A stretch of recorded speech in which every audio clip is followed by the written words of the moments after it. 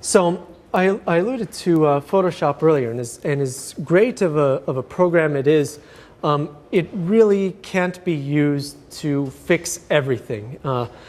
Well, I guess really good Photoshop artists might be able to fix everything, but then at that point it's not really a photograph anymore, I would argue, and more a piece of digital art that they are manipulating.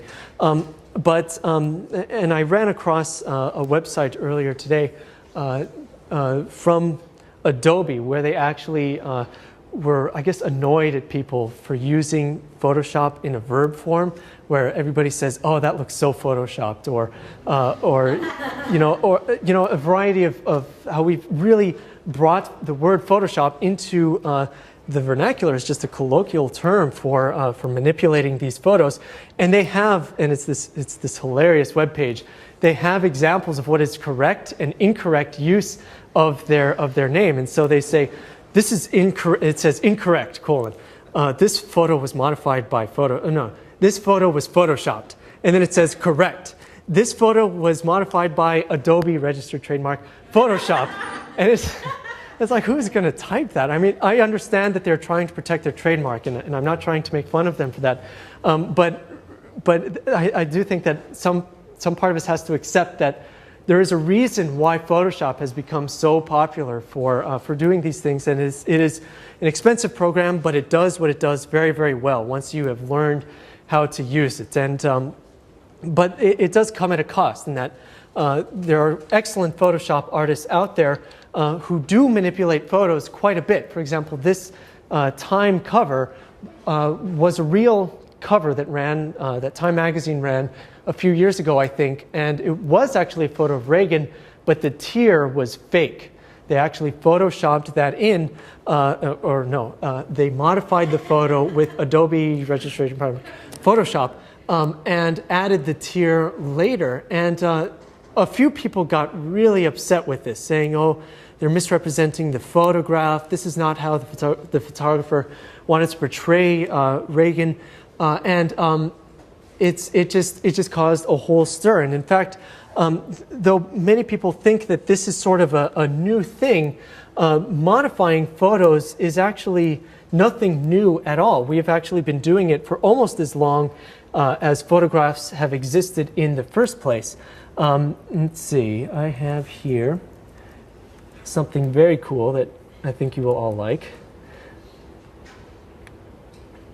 So luckily, this is I'll post a link to this website later, and unfortunately, I don't have very good internet access, so I can't show you the live page right now. But even photos going as far back as around 1860 have been manipulated by artists to alter them in some way, and sometimes in a very, very major and very, very real way. Okay, I'm sorry, this lighting is bothering. Let me just try dimming them, or is that better? Oh, how about that? Okay. So in this first photo, for example, this is probably a photo that many of you might have seen of former U.S. President Abraham Lincoln, but this photo is fake. It is not actually of Abraham Lincoln. It is actually a photo of John Calhoun with Abraham Lincoln's face pasted right on top. And I don't know if this link will work, but showing you the combination of the two. Oh, here we go. We can see both. Oops.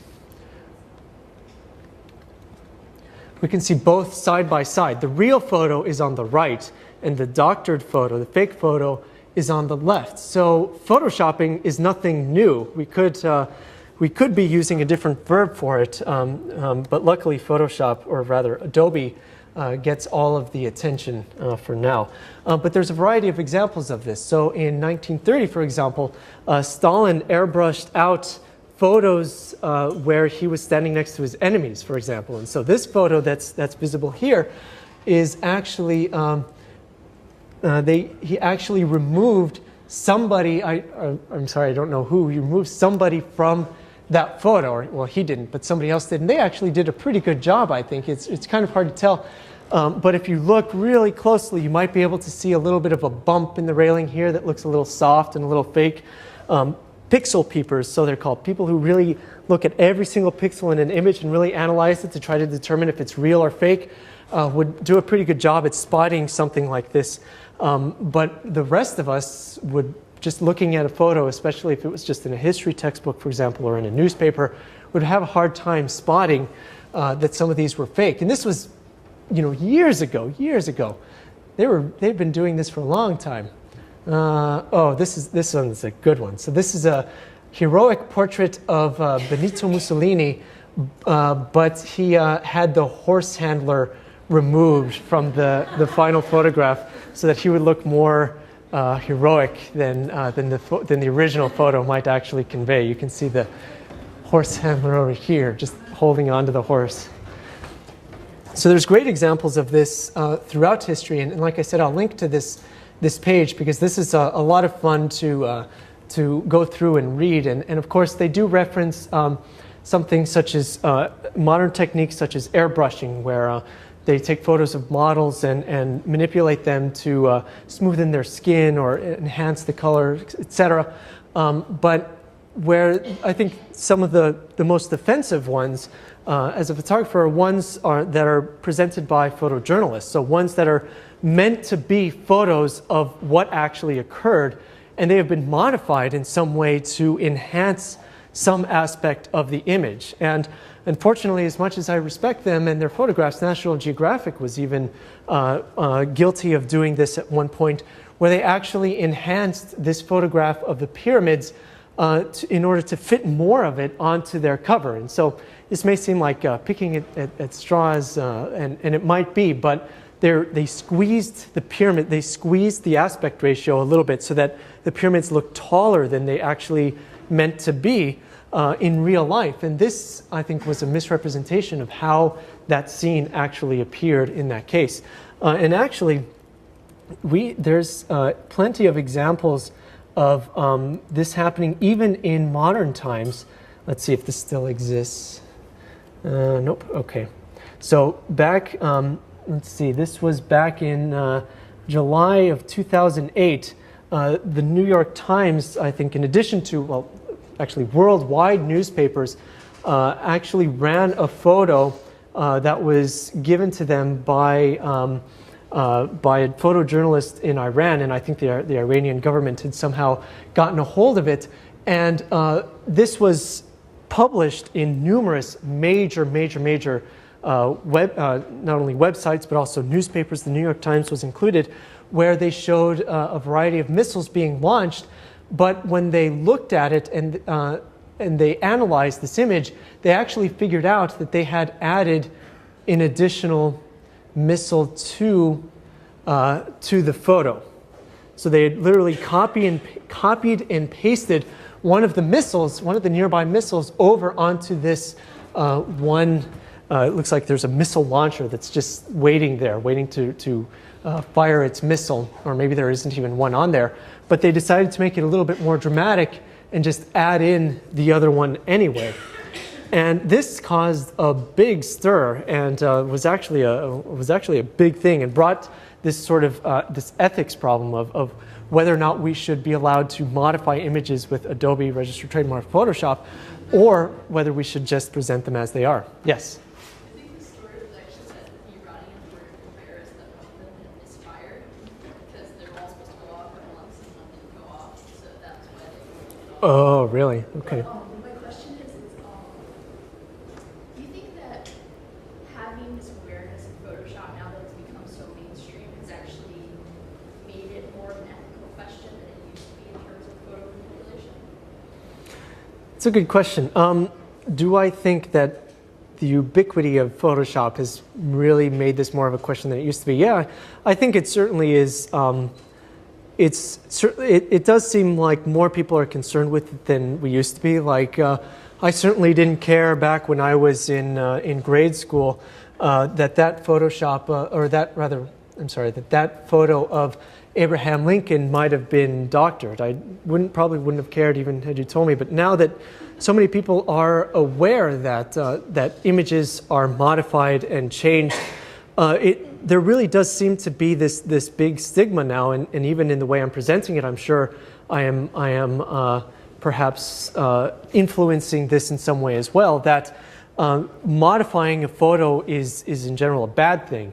And if you're able to capture a photo that looks amazing, like one of these doctored photos, or even this Iranian missile photo, where it had been of the real thing, that would have been great. But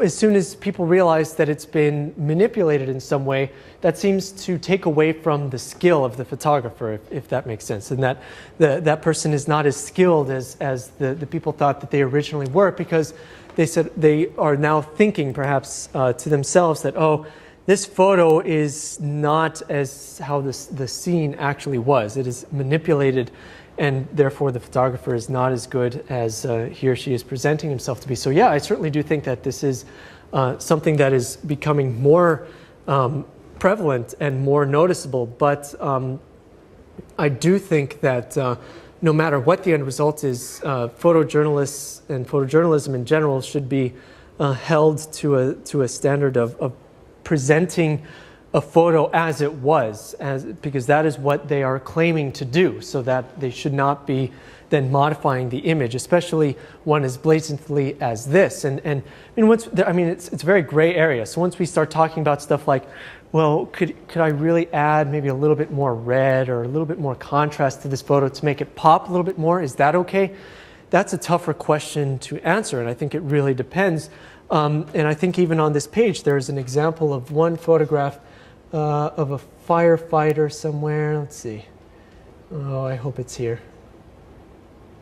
Oh yeah, here it is. So this photo was taken by a staff photographer for the Charlotte Observer, and he ended up being fired because I think he enhanced the photo to have brighter colors or more saturated colors, so that it looked more dramatic than originally was, and he ended up being fired for that. And was that acceptable? Was that a good reaction to that? It's harder to say.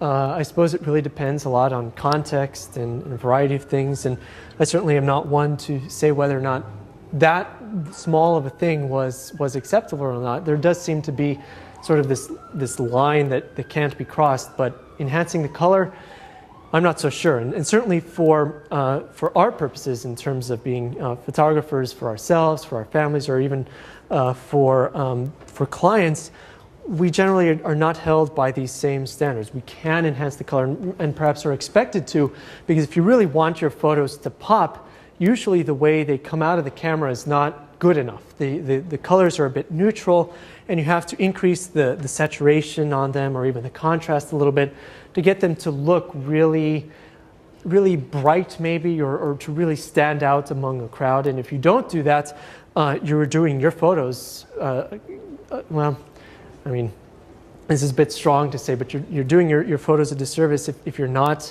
enhancing them just a little bit, I think, because providing them with that extra pop and sizzle is really what gets a lot of photos noticed. And that is what how a lot of people get their photos known, is by having some really exaggerated feature, something that's really exaggerated in a photo, nowadays at least, that may not have existed before. And so, of course, you can go too far. You don't want to go too much with the contrast or with the saturation, but just adding a little bit, just to give them a little bit something extra, is probably okay for your photos.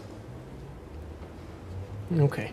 But all of this stuff, I mean, this stuff I think is really interesting, and you should take a look at this at this website, because there's a whole bunch of photos that are shown throughout photojournalism history that misrepresent the photos that that they meant, or the scene that they meant to exhibit. So in this one, for example, there's a photo of a fire from Reuters, and they added some additional smoke to make it look more dramatic. But if you look, it doesn't really take much, even if you're not very familiar with Photoshop, it doesn't take much to realize that this is really, really obvious, that it's been obviously copied and pasted. I think my 12-year-old brother could do a better job than this at making the smoke look a little bit more billowy. So this is not cool, because, I mean, not only did they manipulate it to make it look more dramatic, but they did a they did a smackingly bad job of it too. They shouldn't have fired that Charlotte Observer guy. They should have fired this guy. Okay. But anyway, using Photoshop to manipulate images is a tricky subject, as you can tell, and there's a variety of times when it's appropriate to do it and a variety of times when it's not appropriate. For assignments, unless you're told to do it, don't make any modifications, please, and we will know, because like I said, the EXIF data reveals all. But really, when outside of this class, for your own photographs or even for the final project, you'll find that manipulating these photos is a really great way to be able to accomplish a wide variety of tasks on them. And throughout the semester, we will talk about how to do that and how to do some really cool, really neat stuff. So let's take a quick 5-minute break, and when we come back, we will talk all about light.